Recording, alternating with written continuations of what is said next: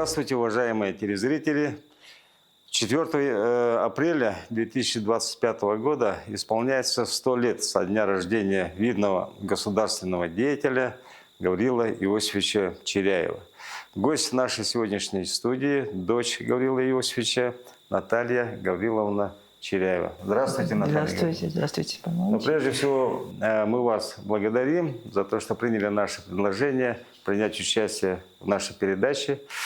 В 2023 году глава Республики Саха-Якутия Арсений Сергеевич Николаев издал распоряжение о столетии Гаврила Иосифовича Чиряева. А согласно этому распоряжению и распоряжению правительства республики сегодня реализуются масштабные мероприятия, направленные на увековечение имени Гаврила Иосифовича. Это и создание документального фильма, это и издание новой книги и так далее, и так далее. Но сегодня, как говорится, пользуясь моментом, нам хотелось бы с вами поговорить о непубличной стороне Гаврила Иосифовича, о том, каким он был человеком, о вашей семье. Пожалуйста, об этом.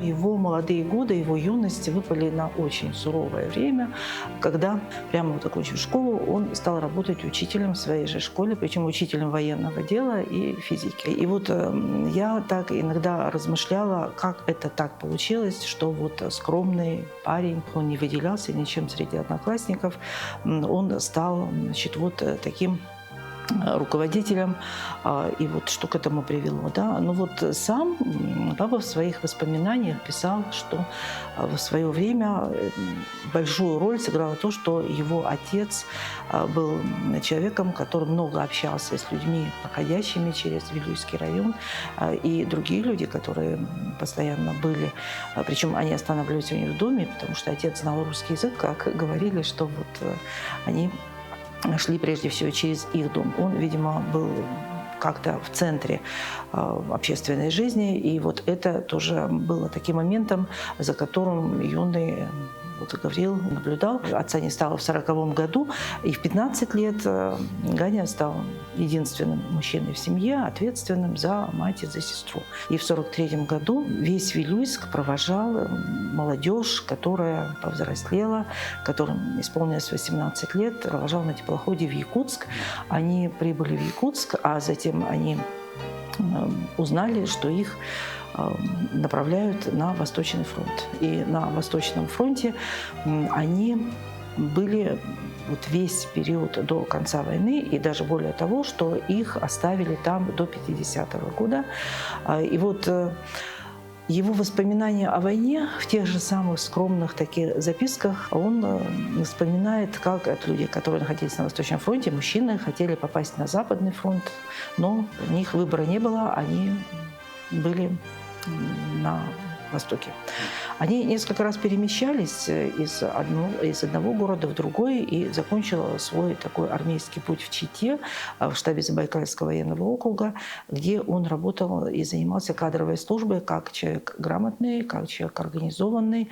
Он был, видимо, замечен. И тем более здесь, видимо, сыграла роль то, что в 18 лет, еще в Вилюйске, он подал заявление на вступление в партию. И в армии специальная комиссия, рассмотрев его кандидатуру, приняла его члена КПСС. В 50-м году он заболел в армии туберкулезом и был направлен на лечение. И вот после этого лечения дальше он искал работу. То, что он заболел, это тоже сыграло свою роль, потому что он, вернувшись домой, столкнулся с такой проблемой, что его не брали на работу в школу. Он написал заявление в Министерство просвещения тогдашнее с просьбой помочь ему трудоустроиться и вот найти какую-то подходящую ему работу. Опытного кадровика с 7-летним таким уже опытом работы назначили начальником отдела кадров министерства, а потом была реорганизация в министерстве, и он стал заместителем министра по кадрам. То есть вот это так произошло, да? И ему дальше предложили идти уже партийной структуры, где он стал инструктором по школам, ну и так далее. Да. Именно военная служба, видимо, повлияла так, что папа был очень организованным, он очень хорошо чувствовал время. Я никогда не видела, что он там опаздывал, куда-то там торопился, бежал, не успевал. То есть вот как-то у него это было очень четко. Армия повлияла в том числе на его умение правильно устанавливать отношения с людьми.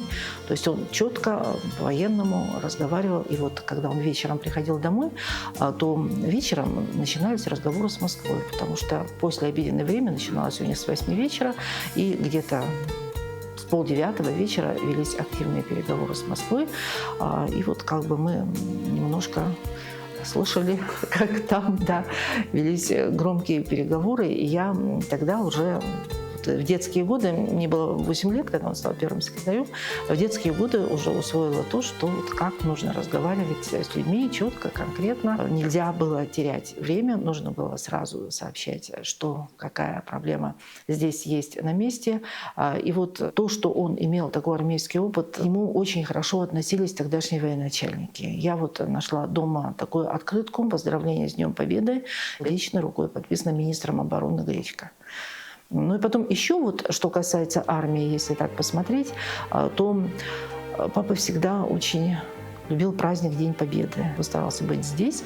Он был на площади Победы или на площади Ленина сначала, а потом после обеда, когда начинали транслировать парад из Москвы, он всегда смотрел парад из Москвы, и по всему чувствовалось, что это для него очень важный день. Гаврил Иосифович, конечно, в то время он и его команда, они реализовали очень крупные проекты развития Якутии, промышленности и так далее. У него было много друзей и соратников. Кто был, может быть, наиболее близким? У него совершенно не было свободного времени, чтобы друзья, вот с которыми он там проводит свободное время, там ходит в баню или еще что-нибудь, да, то есть он ни по каким баням не ходил, да, никакие застолья дома не устраивались, то есть он не был таким завсегдатаем охоты или рыбалки.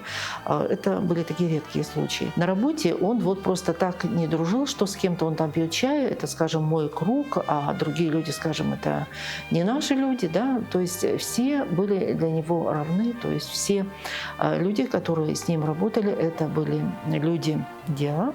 Ну вот когда, например, Чингис Айтматов писал моему якутскому брату, вот киргизского брата, да, или также писал Расул Гамзатов те времена, да, или вот на книгах, которые были подарены, то там тоже отмечается, что с дружескими, значит, вот пожеланиями и так далее. То есть на самом деле друзей у него было очень много, и если что-то было нужно, то вот он старался как-то вот обращаться к ним. Действительно, они делали, что могли. Он дружил с учеными из Новосибирского академгородка. Да, всегда Новосибирский академгородок. Они как раз разрабатывали программы развития черной металлургии на Дальнем Востоке. Они просчитывали затраты. А у нас в республике все было дорого. Нужно было, чтобы здесь развивалась промышленность, потому что с любой промышленностью в советское время шел соцкультбыт. И вот благодаря этому мог быть создан город Нерюнгри, депутатский был выстроен, опять-таки нефтяные, газовые месторождения осваивались тоже в этих же целях. Трудно сражается за разные проекты. Вот, Наталья Гавриловна, вы всю жизнь работаете с молодежью, преподавательской деятельностью в нашем Северо-Восточном федеральном университете. Как вы оцените нынешнюю молодежь в наше такое непростое политическое время? У нас первый выпуск был в 1996 году, то есть мы выпустили очень много людей, более 2000 человек только по нашей кафедре. И мы просто вот сравним тех людей, которые учились раньше. Это были люди, которые очень верили в себя, люди, которые очень активно жили, которые очень много общались между собой. Сейчас времена изменились, сейчас нынешняя молодежь не так много общается между собой, но, с другой стороны, молодежь стала рациональной, молодежь стала прагматичной, молодежь стала делать много таких самостоятельных выводов, когда люди сами могут судить об очень многих вещах. И видеть, что за каждым политическим решением стоят экономические интересы. И мы все видим, что вот те стратегии, которые сейчас реализуются, можно сказать, на поле боя, они имеют под собой такой интерес к ресурсам. И здесь действительно происходит такое перераспределение богатства в мире, скажем так. Да? И вот как раз нынешняя молодежь это хорошо понимает. И понимают, что наша страна в очень такой непростой ситуации. И сейчас вот в особенности мне вот в отношении нынешней молодежи вот как бы так вот беспокойно за такое мнение, которое в обществе очень сильно распространено, о том, что самые умные люди, вот наши самые умные люди уезжают за границу. А вот люди, которые, значит, не за границу, тоже умные люди, они уезжают в Москву, в Петербург, уезжают в другие города. То есть умные люди там, да? И причем это мнение до такой степени распространено, что можно его услышать повсеместно. Или вот сейчас, когда все стали переезжать в Якутск из сельской местности, вот как я разговаривала с одним водителем такси, и он сказал, что а что там делать, если вот так вот относиться ко всему, да, и куда-то мы все переедем, что будет потом. И я вот вспоминаю о том, что мама никогда не собиралась уезжать на родину. Уже после папиной смерти мама поменяла фамилию, потому что, как она рассудила, говорит, ну как вот на кладбище, говорит, там в одной ограде будут Попова и Черяев. Такая преданность своей родине, вот я считаю, что это одна из важнейших таких характеристик моего отца. То есть он вообще не просматривал то, что мы будем жить где-то в других местах. Но вот прямо и сейчас из 4 его внуков 3 живут здесь из 2 правнуков 1 живет здесь, из 3 детей 2 живут здесь, в республике. Да? То есть он республику видел таким местом, где будут жить его дети и внуки. И он не рассматривал вообще республику как нечто такое для достижения каких-то личных целей.